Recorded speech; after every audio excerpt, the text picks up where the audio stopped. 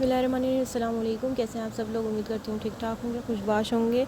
तो जनाब हमारी आज की रेसिपी है आलू गोश्त का सालन। तो चलिए शुरू करते हैं। सबसे पहले हमने एक पाव गोश्त को थोड़े से तेल में डाल दिया है और गरम तेल में अब हम इसको अच्छी तरह से फ्राई करेंगे। थोड़ा सा कलर चेंज हो जाए तो फिर इसके अंदर साथ साथ आप गरम मसाले भी डालते जाइए। नमक, अदरक, लहसुन और 2 चम्मच मैंने अदरक लहसुन डाले हैं, पेस्ट डाला है। इसके अलावा मैंने 1 चम्मच जो है वो लाल मिर्ची का डाला है, आधा चम्मच जो है मैंने हल्दी का डाला है और उसके बाद इसको अच्छे से मिक्स कर दीजिए। थोड़ा सा इसी मसाले में इसको भूनने की कोशिश कीजिए ताकि जो है वो मसाले की खुशबू इसके अंदर बैठ जाए और दूसरा ये कि उसकी जो गोश्त की कच्ची स्मेल होती है वो भी निकल जाए। ठीक है जनाब। इसके अंदर फिर हमने 2 अदद प्याज काट के डाली हैं और 6-7 हरी मिर्चें साथ में डाल देंगे ताकि हमें अलग से मिर्चें डालना ना पड़े और सालन थोड़ा सा स्पाइसी और तेज़ बने। ये मैंने 4 अदद आलू लिए हैं, इसको मैं छील के काट के और बना के उसको हाफ़ करके रखूँगी। एक आलू में से 2 पीस किए हैं, अगर बड़े आलू हैं तो आप 4 पीस कर सकते हैं। मैंने 4 अदद टमाटर भी लिए हैं, मैं इसको पेस्ट बनाऊँगी। मैंने इसको चॉप करके या क्यूब्स में काट के रख लिया है। मैं इसका पेस्ट बना के डालूँगी जब ये थोड़ी देर में सालन थोड़ा सा पक जाएगा। और इसका मैं पानी रिड्यूस होने का वेट कर रही हूँ। तो पानी थोड़ा सा रिड्यूस हो जाए तो फिर उसके अंदर हम इसके अंदर टमाटर का पेस्ट भी डाल देंगे।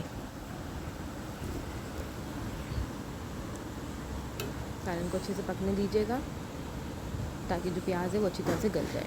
ये टमाटर का पेस्ट है, हम इसके अंदर मिड में डाल रहे हैं ताकि टमाटर का कच्चापन ना आए, टमाटर भी अच्छे से पक जाए। एंड में डालेंगे तो टमाटर कच्चे टमाटर का जो है एक जायका आपको सालन में आएगा, इसलिए ज़रूरी है कि थोड़ा सा सालन बनाने के बाद डालेंगे। अगर बिल्कुल शुरू में डालेंगे तब भी कोई जायका नहीं है। इसको अच्छी तरह से मैश किया, मैंने बॉडी चेक की थी लेकिन वो भी गला नहीं था तो इस वजह से फिर मैंने वापस उसको पकने के लिए रख दिया।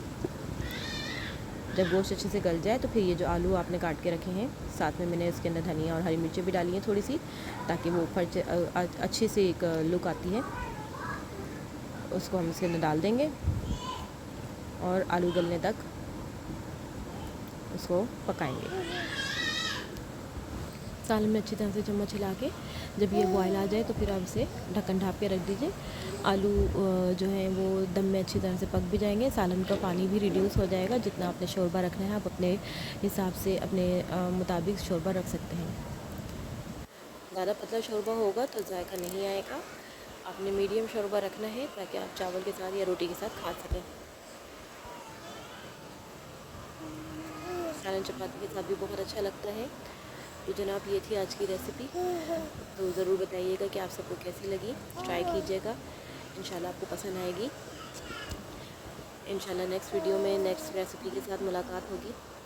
तब तक के लिए अपना ख्याल रखिएगा, दुआओं में याद रखिएगा, आसानियाँ बांटिएगा ताकि अल्लाह ताला आपकी ज़िंदगी में भी आसानियाँ पैदा करे।